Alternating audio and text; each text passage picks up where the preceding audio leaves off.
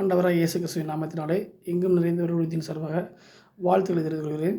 இந்த மார்ச் மாதத்தினுடைய முதல் நாளிலே உங்கள் யாவரையும் சந்திப்பதிலே சந்தோஷம். எங்கும் நிறைந்தவர்களுடைய சார்பாக உங்கள் அனைவரையும் வாழ்த்துகிறேன். இந்த நாளை காண செய்த, இந்த மாதத்தை காண செய்த தேவாதிதேவருக்கு நான் நன்றி சொல்கிறேன். இந்த நாளிலும் கூட கர்த்தருடைய வேதத்தில் நாம் சில விஷயங்களை தியானிக்க போகிறோம். ஆதாரமாக எடுத்துக்கொண்ட வேத வசனம் சங்கீத புத்தகம் 122 அதிகாரம் 1 வசனம் நம்ம தியானிக்க போகிறோம். அதில் என்ன போட்டிருக்குன்னா, கர்த்தருடைய ஆலயத்திற்கு போவோம் வாருங்கள் என்று அவர்கள் எனக்கு சொன்னபோது மகிழ்ச்சியாக இருந்தேன்னு சொல்லி இந்த வசனம் சொல்லப்பட்டிருக்கிறது. இந்த வசனத்தில் சொல்லக்கூடிய அந்த நபர் யாருன்னா, ஒரு ராஜா, தாவீதுங்கிற ராஜா. அவர் சொல்கிறாரு, கர்த்தருடைய ஆலயத்திற்கு போவோம் வாருங்கள் என்று அவர்கள் எனக்கு சொன்ன பொழுது நான் மகிழ்ச்சியாக இருந்தேன்னு சொல்கிறார். அப்போ வாழ்க்கையில் இன்றைக்கி உண்மையான மன மகிழ்ச்சி எது என்கிற தலைப்பில் நம்ம பார்க்க போயிடும். உண்மையான மன மகிழ்ச்சி எது என்று பார்க்க போயிடும். அனைவரும் என்ன செய்வாங்க, மன மகிழ்ச்சின்னு சொன்னால் வீடு கட்டுறது மன மகிழ்ச்சி, ஒரு படிப்பை நல்லா படித்து பெரிய ஆளாகணுங்கிறது ஒரு மன மகிழ்ச்சி, அல்லது சம்பாத்தியம் பண்ணணும் அது ஒரு மன மகிழ்ச்சி, அல்லது எல்லாத்தையும் அன்பாக இருக்கணும் அது ஒரு மன மகிழ்ச்சின்னு சொல்லி பலவிதமான காரியத்தை மன மகிழ்ச்சிங்கிற பேரில் சொல்லுவாங்க. ஆனால் இந்த உலகத்தில் அப்படி சொன்னாலும் தாவீது ராஜா என்ன சொல்கிறாருன்னா, உண்மையான மன மகிழ்ச்சி அவருக்கு எதுன்னு சொல்லி இருக்கிறாரு, அவருக்கு எதுவாக இருந்ததுங்கிறத சொல்கிறார். சொல்லும்போது கர்த்தருடைய ஆலயத்தை கொடுத்தது தான் அவருக்கு மகிழ்ச்சி.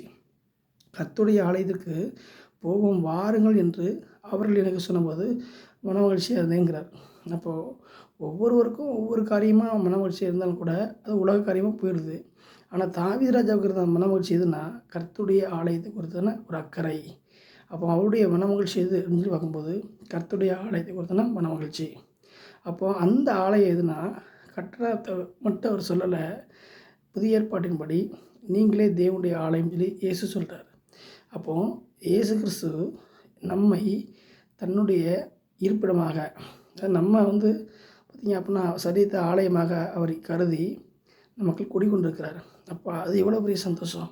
அப்போ அதை மகிழ்ச்சியாக நம்ம ஒவ்வொருவரும் என்ன செய்யணும், எண்ணி பார்க்க வேண்டும். அவருக்கு தாவீது ராஜா கர்த்தருடைய ஆலயம் குறித்து மன மகிழ்ச்சியாக இருந்தார். அதுலேருந்து நமக்கான செய்தினா புதிய ஏற்பாடு அந்த ஆலயம்னா எது, வெறும் கட்டடம் கிடையாது, ஒரு கூரை சட்டோ ஏசி பில்டிங்கு கிடையாது. புதிய ஏற்பாடின்படி கர்த்தருடைய ஆலயம் என்பது நாம தான். நீங்களே தேவனுடைய ஆலயம், பரிசுத்த ஆவியுடைய ஆலயமாக இருக்குன்னு சொல்லி வேதம் சொல்கிறது.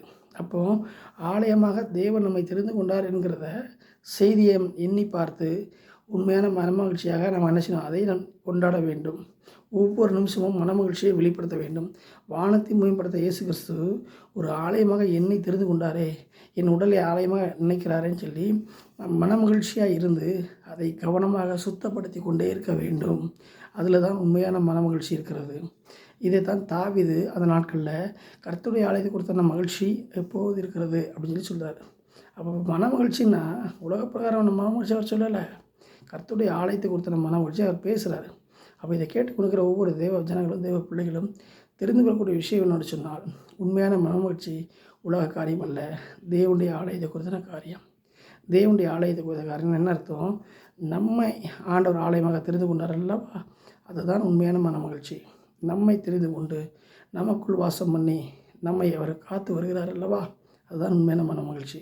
எனவே இந்த செய்தியை கேட்டுக்கொண்டிருக்கிற ஒவ்வொரு தேவ பிள்ளைகளும் இந்த மார்ச் மாதத்தில் முதலாவது தெரிந்து கொள்ளக்கூடிய விஷயம் என்று சொன்னால், நாமே தேவனுடைய ஆலயமாக இருக்கிறோம்.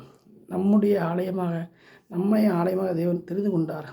நாம் அதை சுத்தமாக வைத்துக்கொண்டு ஆவி ஆத்மா சரீரம் எல்லாவற்றையும் சுத்தமாக வைத்துக்கொண்டு நம்மை ஆலயமாக தேர்ந்தெடுத்த தேவனுக்குள் மன மகிழ்ச்சியாக இருக்க வேண்டும் என்கிறது தான் இந்த செய்தியோடைய சாராம்சம். தாவீது ராஜா அதை உணர்ந்திருந்தார்.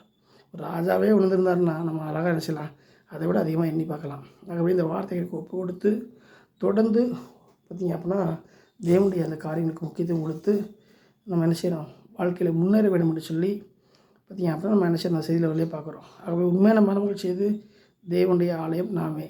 அந்த மகிழ்ச்சியை தாவீது ராஜா அவர் ஒரு டைப்பில் கொண்டாடினார். இன்றைக்கி நாம் அனுதினமும் அதை எண்ணி பார்த்து கொண்டாட முன்வர வேண்டும் என்று சொல்லி இந்த செய்தியின் மூலமாக நாம் புரிந்து கொள்கிறோம். எனவே இந்த வார்த்தைக்கு ஒப்பு கொடுத்து தொடர்ந்து வாழ்க்கையில் உண்மையான மகிழ்ச்சியாகிய அந்த தேவனுடைய ஆலயம் தான் மகிழ்ச்சிங்கிறத புரிந்து கொண்டு அந்த வார்த்தைக்கு நிறைய ஒப்பு கொடுத்து அப்படி வாழ எங்கும் நிறைந்தவர்களுடைய உங்களை வாழ்த்துகிறது.